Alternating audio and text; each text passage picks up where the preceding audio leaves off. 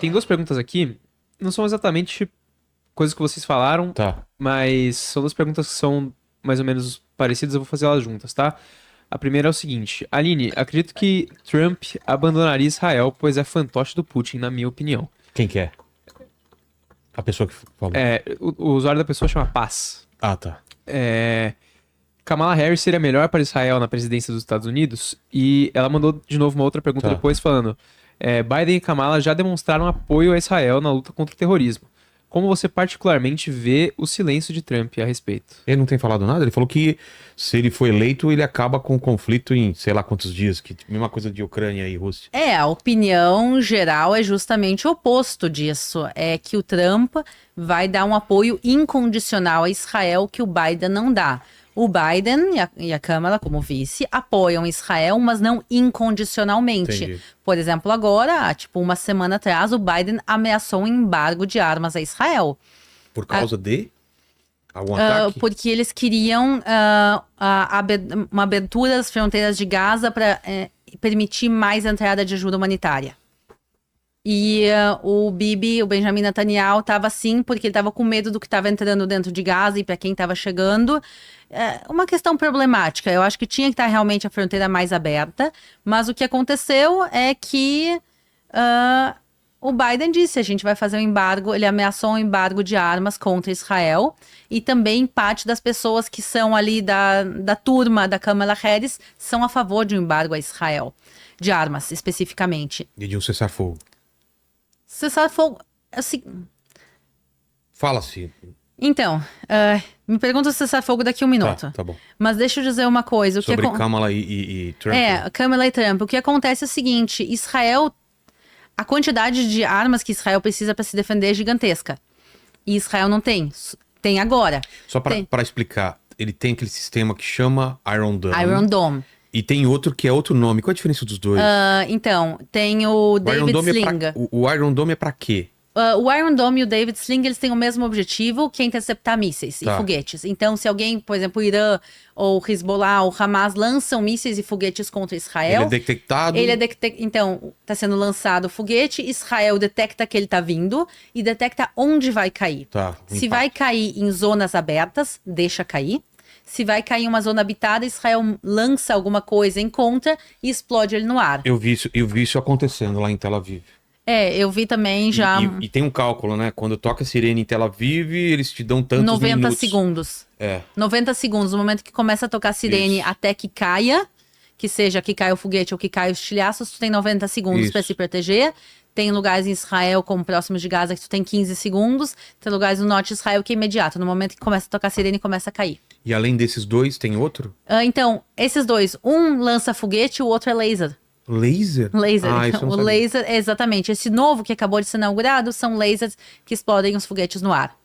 Porque cada um desses mísseis para interceptar é bem mais de $10 mil por míssil. Agora pensa que só o Hezbollah lançou mais de 8 mil mísseis. Então... sem contar os do Hamas, sem contar os dos Houthis, sem contar os do Irã, sem contar todos os tá outros. no mapa, por exemplo. Os mísseis são lançados normalmente de onde? Então, a grande maioria vem de Gaza e do Líbano, mas não são lançados pelo governo do Líbano, são lançados pelos terroristas do Hezbollah. Bem perto da fronteira com Israel, é isso? Exatamente. Do norte, pelo Líbano. O norte de Israel faz fronteira com o sul do Líbano, então ali do sul do Líbano... Tel Aviv tá mais ao norte, né? Sim, centro-norte. A gente considera no centro do país, é um pouco centro-norte. E também foram lançados foguetes do Iraque.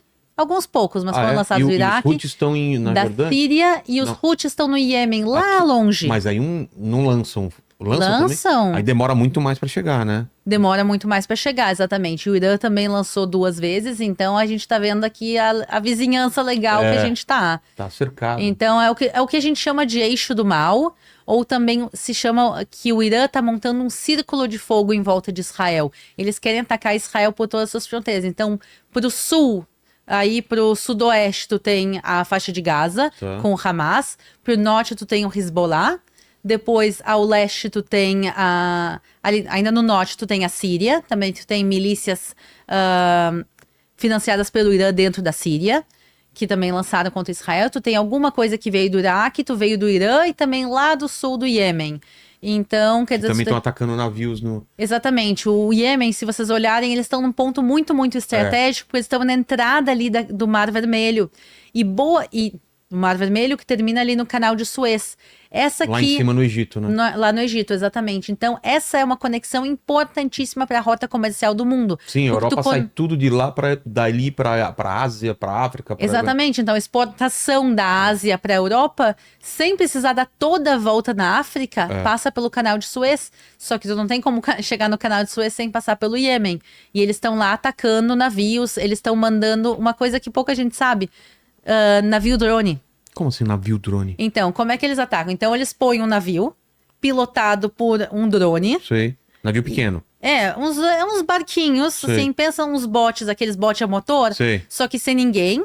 Eles enchem o bote de explosivos, colocam um drone a pilotar o bote e mandam ele em direção aos navios. E aí eles batem contra o navio, explode. Mas qual a intenção deles? Causar o terror O objetivo dos grupos terroristas é causar terror, exatamente.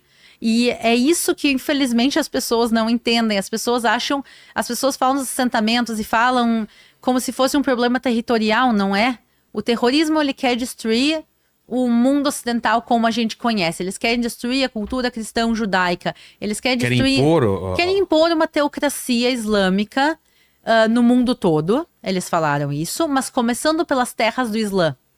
O que são as terras do Islã? As terras do Islã são boa parte do Oriente Médio. As terras do Islã é um conceito do que toda terra que um dia foi conquistada pelo Islã, ela tem que ser governada pelo Islã para sempre. Entendi. E Israel, por vários séculos, foi dominada pelo Islã. E por isso, Israel é ali uma coisa que incomoda extremamente para o califado. Então, eu acho que o Estado Islâmico representa muito bem o que eles buscam. O Estado Islâmico busca a criação de Estado Islâmico no Levante, começando pelo Iraque e pela Síria, e a ideia deles expandirem, incluírem Israel, incluírem tudo isso. Então a ideia é criar um grande regime, um grande califado islâmico, e financiado aí pelo Irã, porque também o Irã é uma teocracia islâmica radical. E, infelizmente, as pessoas acham que é um problema territorial. O problema não é e nunca foi Israel. Israel é o pequeno Satã, mas o grande Satã é os Estados Unidos. E os Estados Unidos representa, não só os Estados Unidos, representa nós também. A nós como brasileiros, quer dizer, a gente está aqui... A cultura ocidental, a maneira que tu se veste, a liberdade que tu tem. E eu acho o mais irônico que é muitas das pessoas que estão lá batendo palma para os grupos terroristas iam ser as primeiras na fila de serem decapitadas. Isso que eu não entendo. Muita gente que aplaude e tá com placa ou faixa pró-Hamas, eles seriam mortos lá na primeira oportunidade, né? Não teria os seus direitos, não teria nada. Não, assim, a gente viu a limpeza étnica que foi feita em Gaza quando o Hamas assumiu. Eles fizeram uma limpeza étnica. Eles mataram qualquer pessoa que era oposição política. Eles também limparam toda a faixa de Gaza da comunidade LGBT.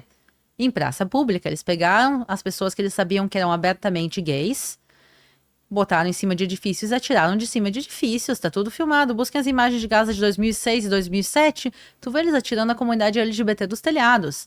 E por isso eu acho tão estranho alguém da comunidade LGBT bater palmas pro Hamas. Não precisa bater palmas para Israel. Apesar de Israel ser o único país de todo o Oriente Médio que tem direitos iguais, liberdades para todos, não precisa bater palma para Israel se não quiser. Esquece da existência de Israel, mas não bate palmas pro Hamas. Porque tu seria o primeiro a estar em cima daquele telhado com eles atirando e sorrindo enquanto eles estão te matando, como eles sorriram quando eles estavam matando no 7 de outubro. Manda aí, Paquito. Mais uma pergunta.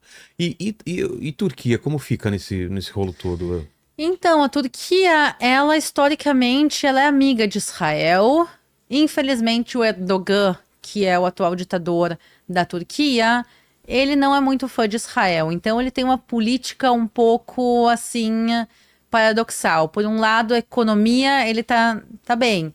Quer dizer, Israel vende para a Turquia vende para Israel, tem fábricas israelenses na Turquia, quer dizer, economicamente ele não tem problema nenhum com Israel, porém, politicamente, ele fica falando, não, Israel isso, Israel aquilo, Israel, então ele se manifesta publicamente Contra Israel, acho que também para ganhar voto, para ganhar Ibope, entre uma minoria mais radical, ele ganha Ibope assim com eles.